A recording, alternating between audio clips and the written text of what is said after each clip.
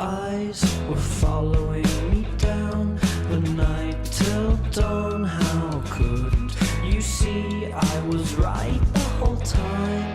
Your broken heart was laid out in glass, a tribute to your aftermath. Oh, I die every time I see you go drifting by. What's going on, everybody? It's Mark, the Knucklehead Naturalist. I'm at a place that is typically not thought of as an ecological paradise, right?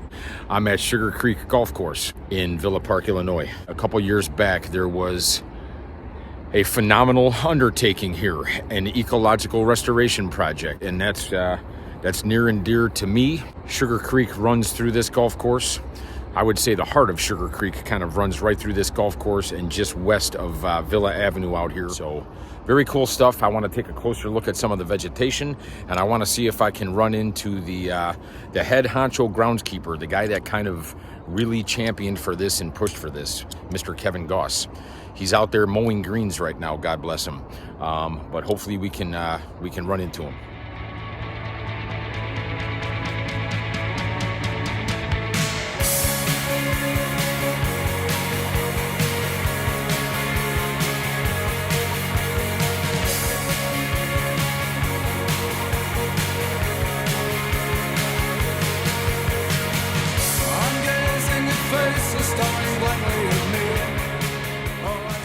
Gorgeous morning. My God, man. I mean, it doesn't get much better than that. That beautiful sunrise over here. You get these beautiful, cool mornings. It's actually my favorite time of year for a lot of our native vegetation and stuff.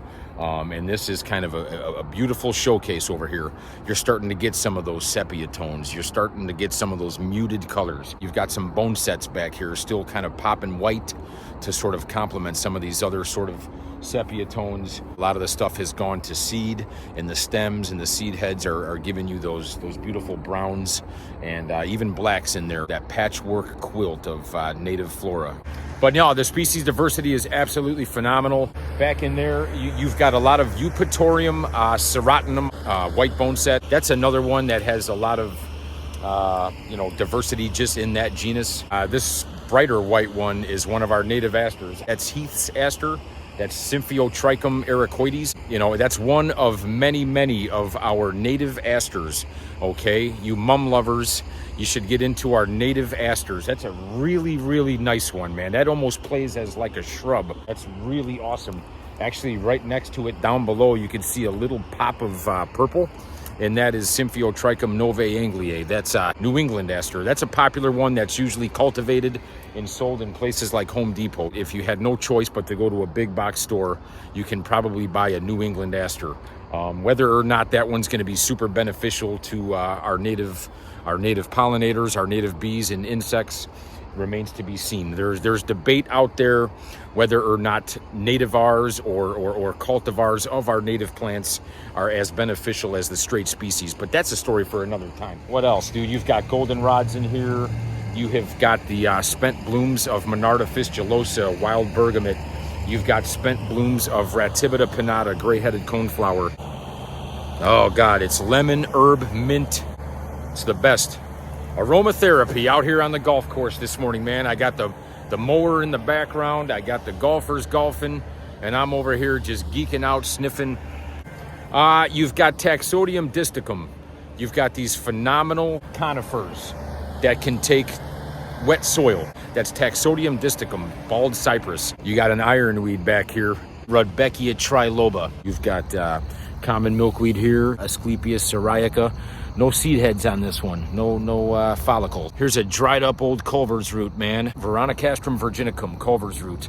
This is the one with that beautiful white candelabra inflorescence in the summer. It looks like a bug really got to these leaves, or multitudes of bugs. If you didn't know any better, you would think that I was in the middle of some gorgeous nature preserve, which this essentially is now.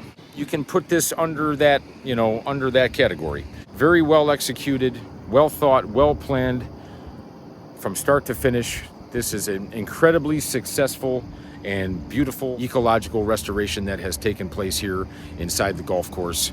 Again, this should be the model. They've took to heart sustainability, environmentalism, ecologically sound land management practices. However you want to frame that, however you want to word that, I give a massive tip of the cap.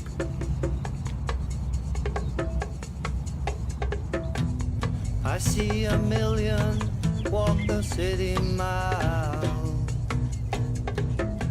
The ticker tape kings and the juvenile. Look who I ran into. This is Kevin Goss, the superintendent, the head honcho, groundskeeper, professor over at COD of turf science, right? What went into your decision to kind of undertake this amazing project here? All right, well, I'll try not to go too far back. So the golf course was originally graded in 1975. The original pond by 2015 had almost completely filled up with silt.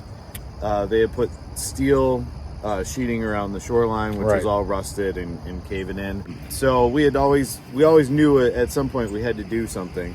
And golf courses, I think, increasingly are playing that role in urban areas where there isn't much native area left. This course in particular, we don't have a lot of extra land, but we had this water area that we could turn into wetlands. So in 2023, we did all the work. We increased our buffer along the shoreline to 25 feet. So inside of that 25 feet, is protected. And then even outside of that, we don't apply chemicals. And, planted 10,000 plugs. Amazing. A lot of seed. 50, 60 trees and about 100 shrubs and things like that. Wow. So Incredible. got everything done. It was a very interesting winter. So after the completion, we were really surprised to win a few awards. American Public Works Association, a Project of the Year in the environmental category. So Amazing. that was really cool. Amazing. The Golf Course Superintendents Association, I've won a couple awards through them. Won one called the Environmental Leaders in Golf Award. That's cool that they offer that. Most people that are on a golf course, maybe not golfers, but at least the superintendents, are really into the outdoors. And want to, protect it, love our animals and plants. So I love it. We're trying to go back and make it fit in to nature, because this is a wetland area and it's a floodplain.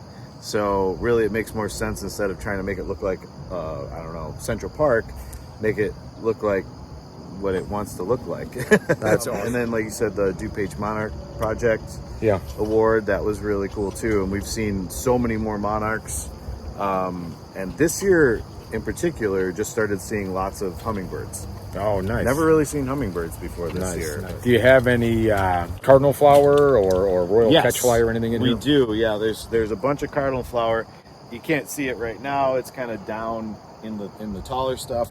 And then there was some over there too. That's a hummingbird favorite. Yeah, I'm sure they probably like that's your probably it. Monarda fistulosa. They like those tubular flowers. Yes, we've never had. I've never seen a hummingbird here until this year. That's super And so cool. And obviously you've been that here was- for a while. And I think you've been here since you were like 3 years old or something. Yes, 16. So yeah. I started in '95 when I was 16. So I've seen a lot of changes, going from the steel to naturalized shoreline. See a lot of changes in people's philosophy. At one time it was, the mandate was cut everything super short so people could fire their balls. It probably would not have tolerated this in the 80s. Year 3 and beyond is typically the time when all of the vegetation starts exploding. It starts looking amazing. Yeah. So, all you Villa Parkians kind of wondering about Lufkin Park, don't worry, that's going to look incredible. The first year I think is a helianthus year. Yes. So I knew in year 3 that this would start exploding, which it has. I was absolutely blown away when I first got here, completely geeking out on everything. I walked this whole thing, weird guy in the weeds, taking pictures. And each year and beyond, it's going to look even more amazing. You might get some volunteers. Kevin was even talking about how a couple of the plants kind of popped up in here that maybe weren't there last year. And to his knowledge, they weren't even in the seed mix. So if you plant it, they will come. Not only applies to the the beneficial insects and other wildlife that'll end up, visiting this, but you're also going to get other, natives in there as well, through that ecological function.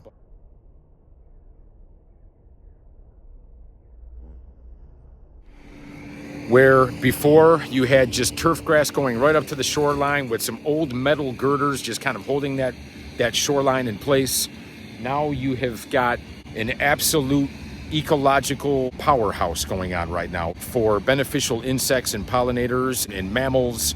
I saw a rabbit darting back and forth through here. There's an incredible amount of habitat provided along these shorelines. You've got a cleaner water, all of those beautiful, robust, expansive, deep roots kind of get down and hold that soil in place. They filter water. They do so much for us. They also have that symbiotic relationship with the soil biology.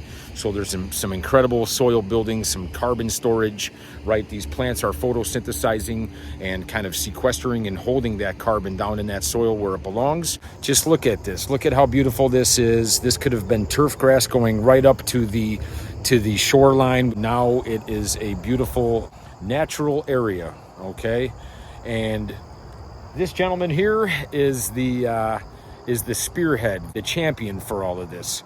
Kevin, I can't thank you enough for doing this. Is there anything you want to say as a parting shot? I guess if you are located anywhere near water, try to get involved with your local watershed planning. And a lot of times that would be going to the village or the county, wherever you live. And, do what you can with your property.